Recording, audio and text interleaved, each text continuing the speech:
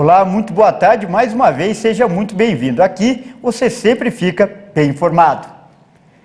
E eu começo essa edição com um alerta: casos de hepatite aguda em crianças podem estar relacionados à Covid-19. A doença misteriosa já foi registrada em pelo menos 20 países do mundo.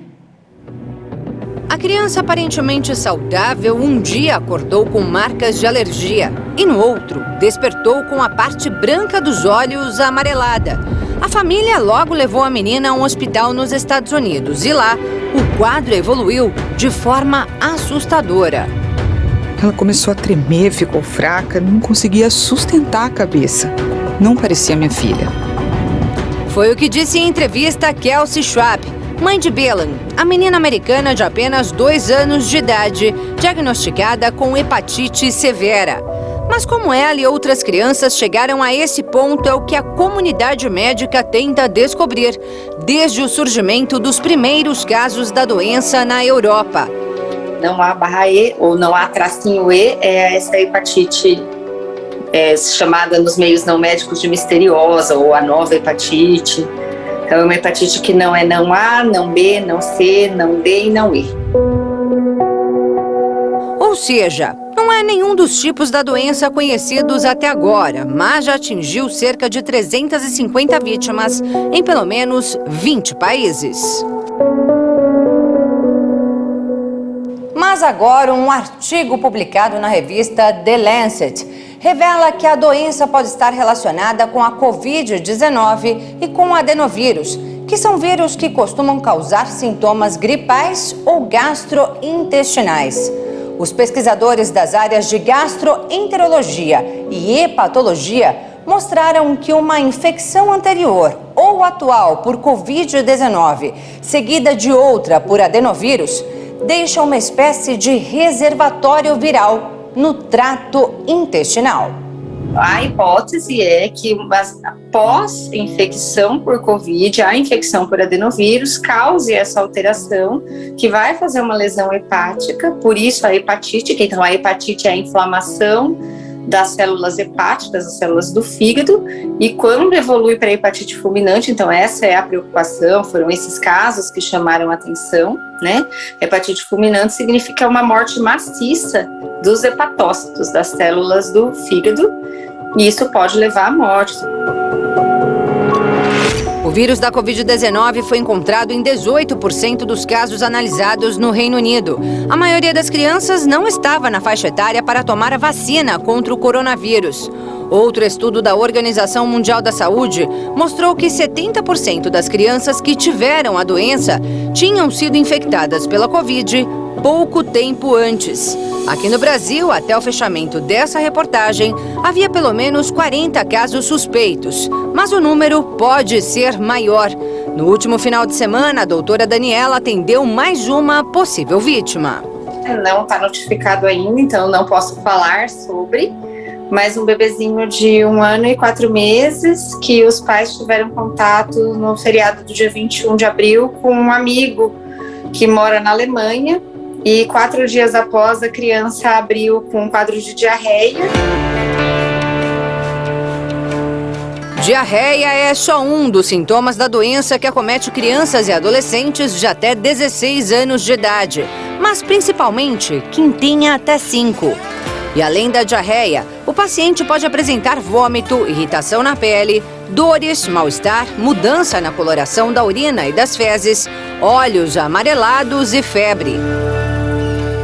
E nós, médicos, temos consciências que pode ser que o número de procura ao pronto-socorro aumente pelo medo da população.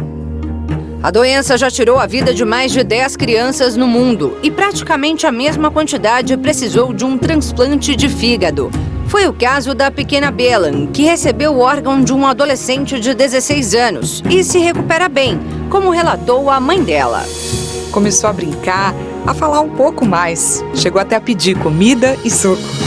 Grandes conquistas da pequena guerreira que venceu o inimigo que ainda desafia a ciência. O massacre que aconteceu no fim de semana e deixou 10 afro-americanos mortos em Buffalo, em Nova York, impactou os Estados Unidos. e fez democratas pedirem por uma mudança na lei dos estados para aquisição de armas. O final de semana marcado pela violência nos Estados Unidos segue repercutindo no país. Nesta segunda-feira, o presidente Joe Biden prestou homenagem às forças de segurança de Buffalo, cidade em que 10 pessoas de uma comunidade de maioria negra foram assassinadas em um ataque com motivação racista no sábado. Em Washington, o democrata participou de uma cerimônia de entrega de medalhas a agentes de segurança. Ninguém entende mais do que vocês aqui hoje a dor e a angústia que essas famílias em Buffalo sentem. Mas se eles forem puxados para dentro, pelo menos a minha experiência quando esse tipo de coisa acontece, é que você se sente como puxado para um buraco negro dentro do peito. E tudo é difícil. A primeira coletiva da nova porta-voz da Casa Branca, Karine Jean-Pierre, também passou pelo massacre em Buffalo. Devemos fazer tudo ao nosso alcance para acabar com o terrorismo doméstico cheio de ódio. E devemos rejeitar o ódio e o extremismo, ideologias que buscam dividir os americanos sempre que os encontrarmos em nossa sociedade. É antiético para quem somos como um país. Outros tiroteios foram relatados no fim de semana nos estados do Texas, Missouri, Illinois, Wisconsin e Califórnia. Segundo a polícia, o último foi perpetrado por um americano de origem chinesa com rancor contra a comunidade taiwanesa. O governo Biden quer limitar a compra de fuzis de assalto ou impor um sistema de verificação de antecedentes criminais e psiquiátricos para compradores de armas. Mas uma eventual derrota democrata nas eleições legislativas de meio de mandato em novembro afastaria qualquer ambição do governo neste sentido. A oposição republicana é ferrenha defensora do direito de a população possuir e portar armas, como prevê a Constituição americana. O Ministério da Defesa da Rússia anunciou nesta terça-feira a conquista total da cidade de Mariupol. O último foco de resistência no local era na usina de Azovstal, mas os soldados ucranianos que ainda permaneciam no local acabaram se rendendo. O anúncio foi feito nesta terça-feira pelo Ministério da Defesa russo, que divulgou imagens das tropas. Ontem começou a rendição de militantes da unidade Azov e soldados ucranianos bloqueados na fábrica Azovstal. Nas últimas 24 horas, 265 militantes depuseram as armas e se renderam, incluindo 51 gravemente feridos. Todos que precisavam de cuidados médicos foram enviados para um hospital de Novoazovsk, na República Popular de Donetsk. Na segunda-feira, o Ministério da Defesa ucraniano anunciou que 264 combatentes do país haviam sido levados para um território controlado pela Rússia, incluindo 53 gravemente feridos. As autoridades ucranianas afirmaram na semana passada que mais de 1.000 soldados ucranianos, 600 deles feridos, permaneciam no complexo industrial que tem quilômetros de galerias subterrâneas. Eles continuaram entrincheirados depois de suportar mais de um mês de cerco em Mariupol. A cidade portuária foi intensamente bombardeada pelo exército russo desde o início da invasão à Ucrânia em 24 de fevereiro. E olha só, antes de encerrar, nós vamos conhecer a história de uma jovem que descobriu um novo asteroide e agora vai fazer um curso da NASA. Ela pode, inclusive, se tornar a primeira mulher brasileira no espaço.